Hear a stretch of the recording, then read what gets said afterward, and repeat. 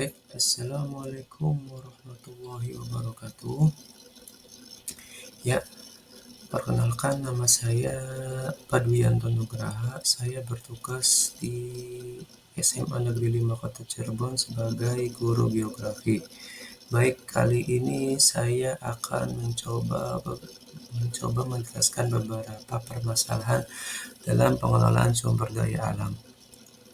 Baik, sebelumnya kita tahu sendiri di sini ada kata masalah atau akhir-akhir ini terjadi masalah dalam bumi, terutama dalam sumber daya alam. Kita tahu sendiri namanya permasalahan atau masalah adalah kesenjangan antara harapan dan kenyataan. Seperti itu.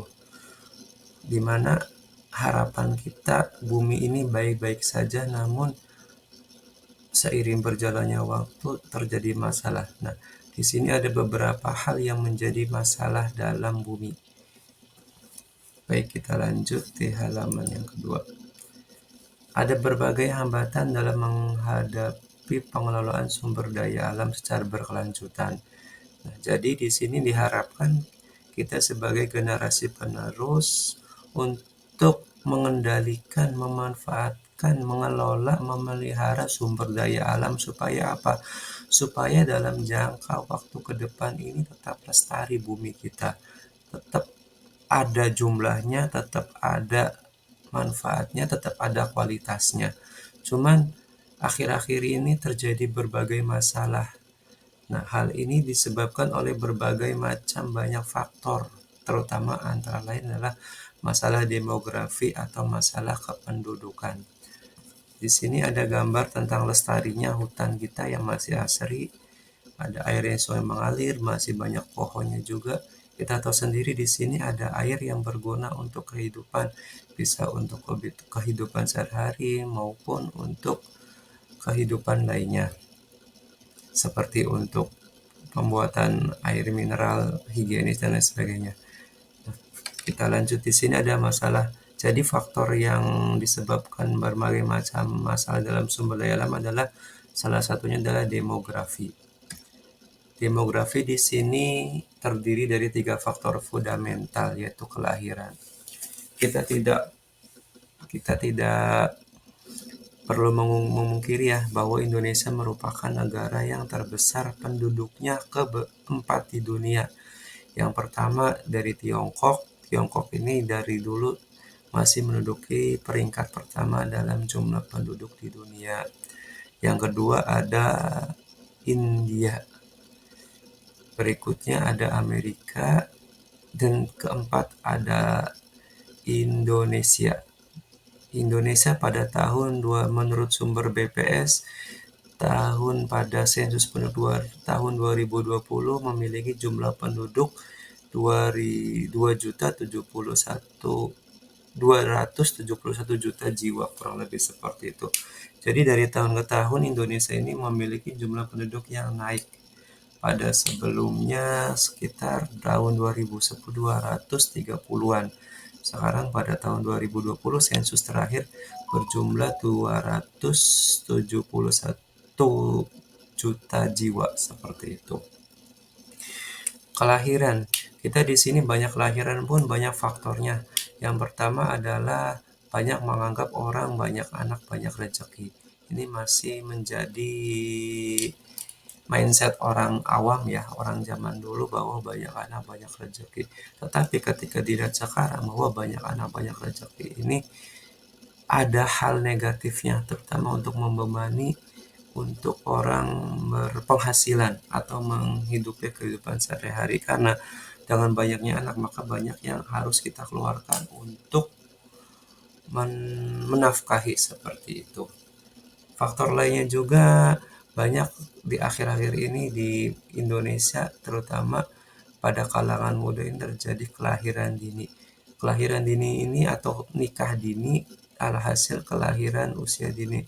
Banyak faktor lain seperti globalisasi, westernisasi, sehingga banyak masuknya hal-hal teknologi yang berdampak negatif terhadap kehidupan anak muda, sehingga contohnya seperti seks bebas, narkoba, dan lain sebagainya.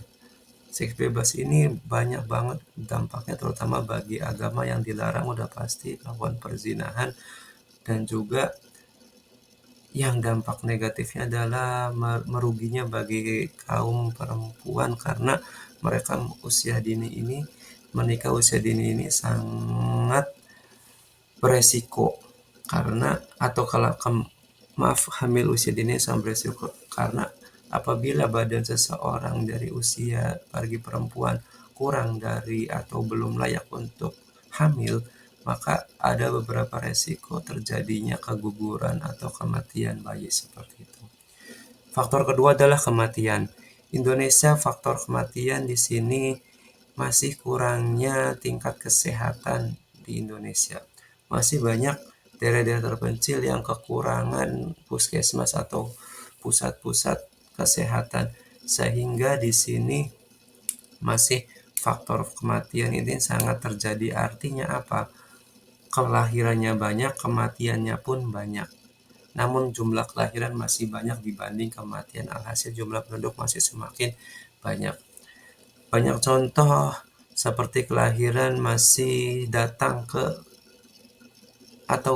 tidak selain ke rumah sakit ataupun ke bidan, masih di daerah-daerah terpencil yang masih mengandalkan dukun beranak. Artinya apa? Dalam melakukan proses kelahiran itu masih mempercayakan dukun beranak, sehingga resiko terjadi kematian masih banyak. Berikutnya adalah migrasi. Pertama, kita tahu sendiri Pulau Jawa, pulau yang masih padat penduduknya di Pulau Jawa karena berbagai banyak faktor. Faktor zaman dulu atau faktor fundamental pada masa penjajahan, Pulau Jawa kita tahu sendiri menjadi pulau yang difokuskan untuk pusat pemerintahan seperti itu. Dari mulai perdagangan pula terjadi di sini. Dan juga ada berbagai macam faktor. Salah satunya juga banyak orang yang pergi ke Pulau Jawa itu karena Pulau Jawa itu banyak pekerjaan juga otomatisnya, sehingga banyak berbagai macam orang dari belahan pulau di Indonesia yang dari Papua, Kalimantan, Sulawesi, Sumatera, Nusa Tenggara, dan pulau-pulau lainnya yang datang ke ke Pulau Jawa. Kita contohnya pada saat mudik lebaran banyak orang-orang yang pergi atau mudik pulang kampung untuk ke rumahnya masing-masing. Namun ketika setelah lebaran terjadi, banyak orang pun yang menarik kembali untuk datang untuk ke Jakarta. Alhasil di Pulau Jawa ini makin banyak penduduknya seperti itu. Seiring dengan pertumbuhan penduduk, tingkat konsumsi akan sandang papan juga meningkat. Ya, betul, otomatis. Karena banyaknya kelahiran, sehingga banyak orang untuk mengkonsumsi makan, sandang, papan, dan juga meningkat. Pastinya ya, manusia membutuhkan kebutuhan primer, yaitu Indonesia memakan nasi. Nah, nasi ini berasal dari mana? Dari padi. Padi berasal dari mana? Dari sawah. Sawah berasal dari mana? Dari lingkungan yang asri. Nah, karena semakin banyaknya penduduk, maka beberapa ada alih fungsi lahan yang tadinya dari pertanian menjadi permukiman. Kita lanjut. Ya, di sini kita ada gambar orang membutuhkan makan. Makan di sini, makan menjadi suatu kewajiban. Kalau tidak makan pasti sakit, ya kan? Sakit faktornya lagi menjadi mati. Jadi di sini ada saling berketerkaitan. Orang membutuhkan untuk makan seperti itu. Untuk memenuhi kebutuhan fisik. Di sini ada lahan pertanian, ada lahan permukiman. Jadi pada awalnya di sini adalah merupakan lahan pertanian semuanya. Namun seiring berjalannya waktu, seiring berjalannya pertumbuhan penduduk, semakin banyaknya orang lahir, semakin banyaknya pula untuk menetap atau mencari kehidupan baru. Artinya banyak pula yang bermigrasi dari desa ke kota maupun dari kota ke desa. Alhasil yang tadinya di desa atau lahan pertanian, orang membutuhkan untuk tinggal, untuk mempertahankan dirinya, untuk hidup, atau untuk tidur. Gampangnya seperti itu. Lahan pertanian yang tadinya dihasilkan untuk padi, yang menghasilkan beras untuk kehidupan sehari-hari, alhasil semakin banyak lahan-lahan pertanian ini yang dialihfungsikan untuk permukiman.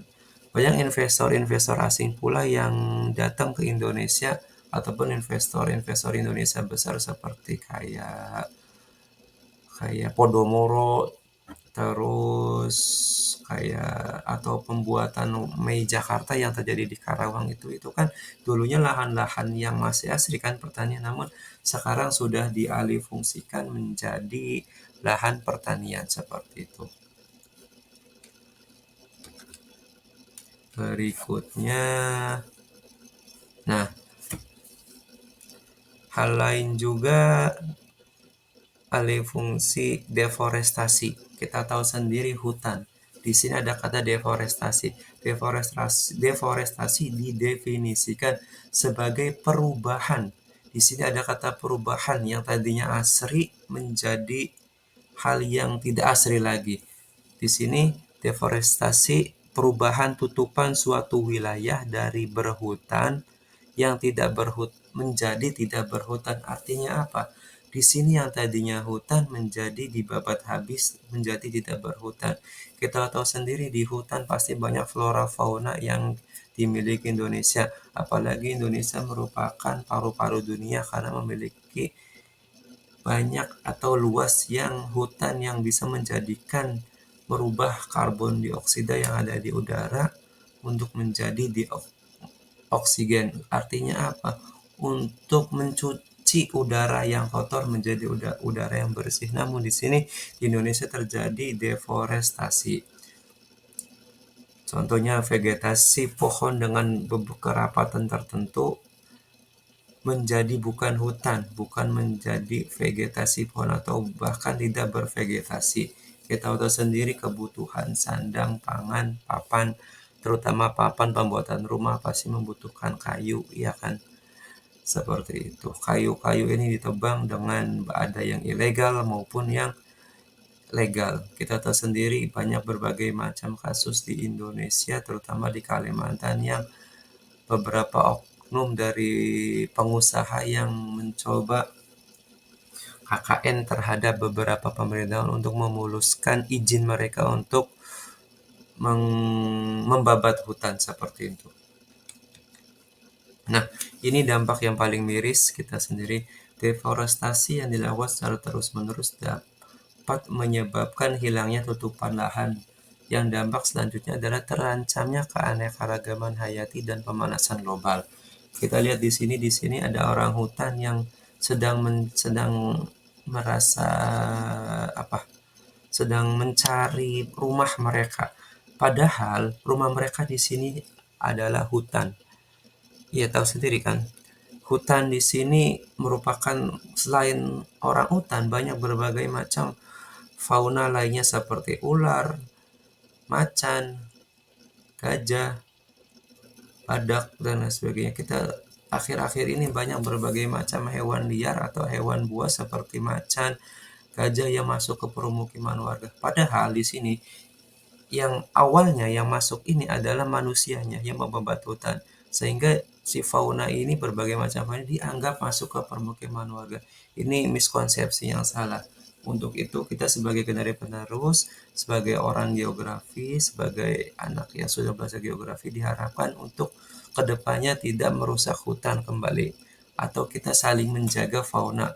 Kita tahu sendiri di seperti contohnya kayak di Pasar Jatinegara yang ada di Jakarta Timur ini menjual banyak hewan-hewan liar yang dilindungi seperti hutan, hewan, atau dan lain sebagainya yang dijual belikan bebas. Ini merupakan hal yang tidak baik, jangan sampai dilakukan oleh berbagai anak-anak kita ke depan untuk kelangsungan ke flora fauna yang ada di Indonesia. Nah, selain itu juga, selain deforestasi hutan tadi, dan alih fungsi lahan pertanian selain deforestasi dan alih fungsi lahan pertanian, alih fungsi lahan juga terjadi pada daerah aliran sungai atau das seperti itu. Kita tahu sendiri kita pasti membutuhkan air minum. Air minum berasal dari mana? dari pegunungan. Kenapa di pegunungan? Karena di pegunungan merupakan daerah tangkapan hujan yang masih asri hutan-hutannya seperti itu. Sehingga air bisa menyerap dengan baik, ya kan? Mengalir ke daerah hulu ke hilir sehingga kita bisa mendapat air yang bersih. Nah, das di sini merupakan suatu hamparan kawasan atau wilayah yang dibatasi oleh punggung bukit. Dibatasi oleh punggung bukit. Kita tahu sendiri di Bogor pasti memiliki punggung bukit yang berfungsi untuk menerima. Artinya apa? Menerima air hujan sekaligus mengumpulkan air hujan dan juga sedimen dan unsur hara serta mengalirkannya melalui anak sungai dan keluar pada sungai utama.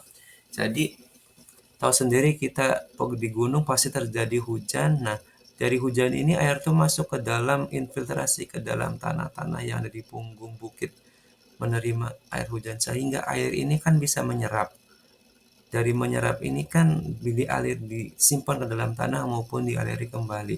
Cuman pada akhir-akhir ini kita terjadi alih fungsi hutan atau alih fungsi das.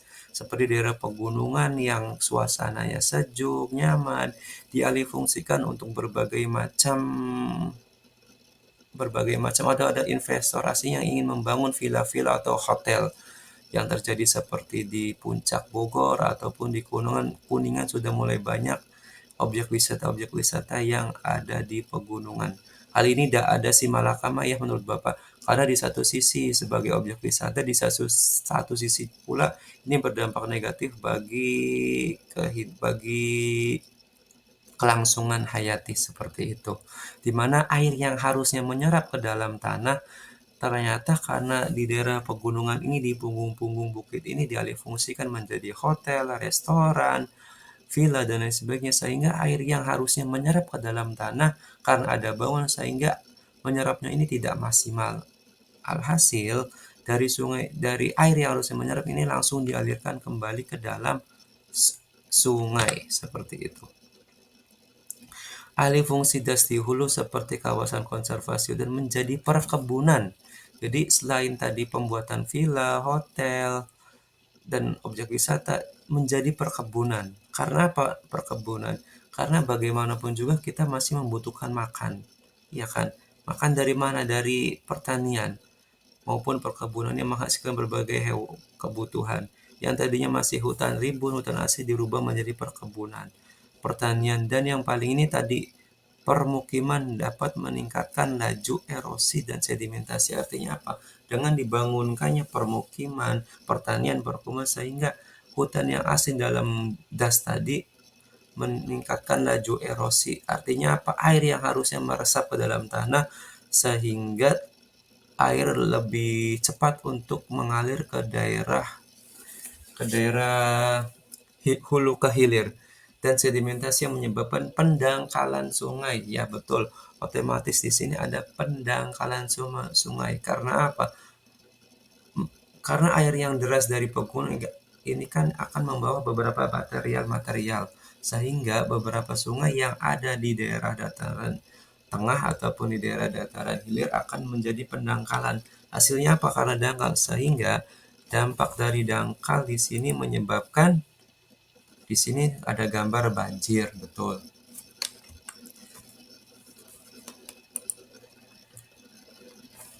Maaf, ini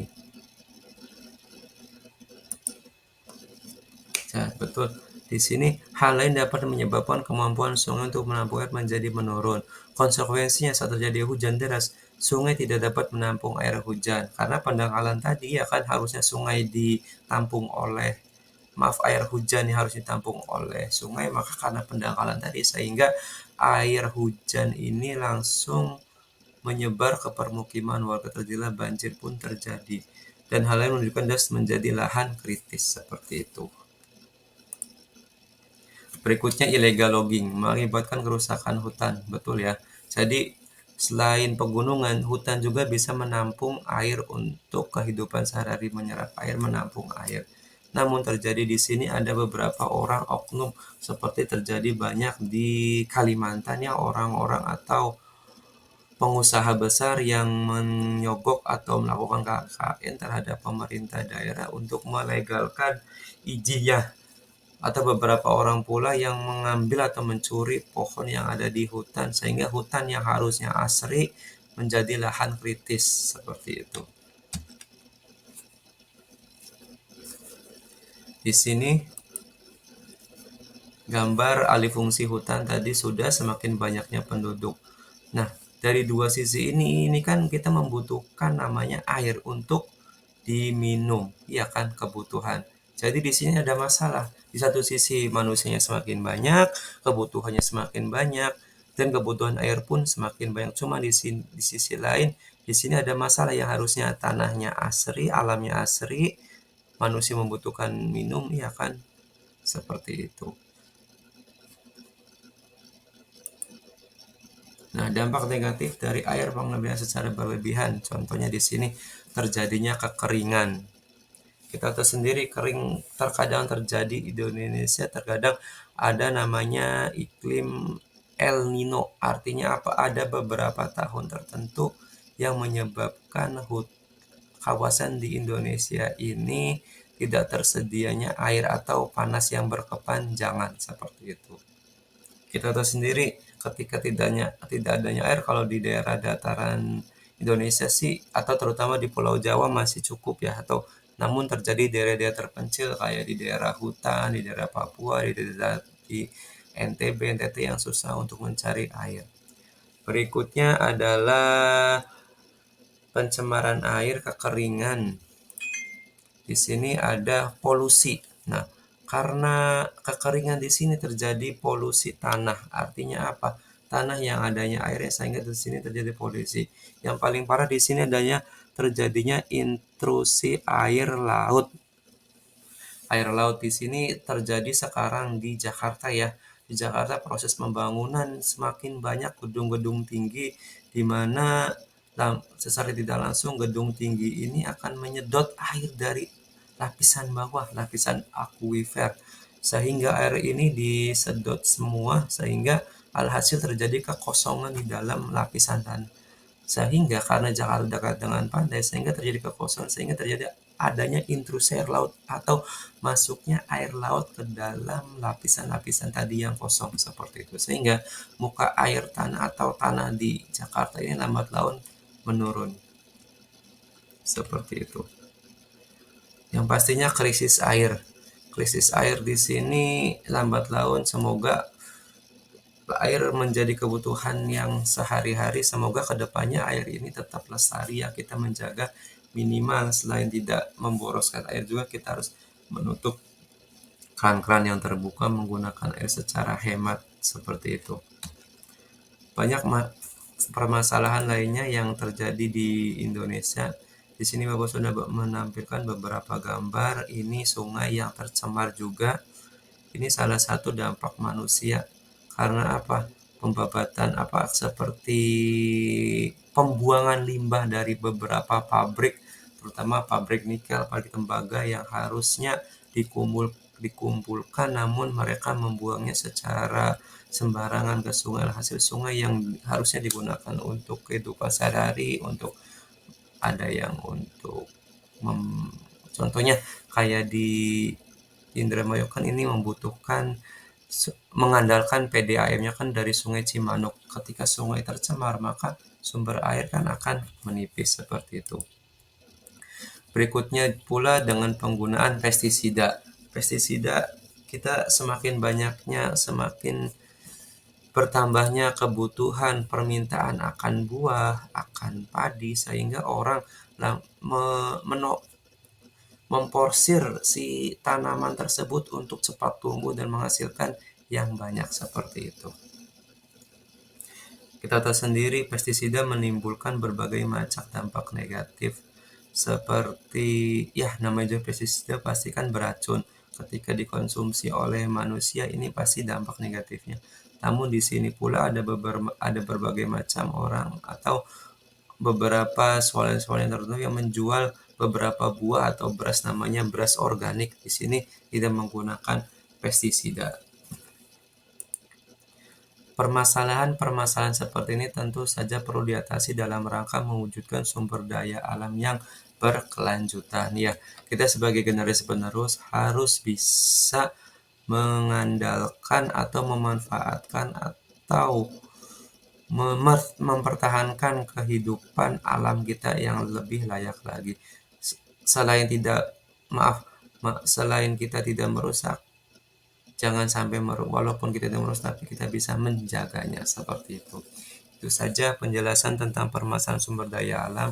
Semoga bisa bermanfaat untuk kalian semua. Terima kasih.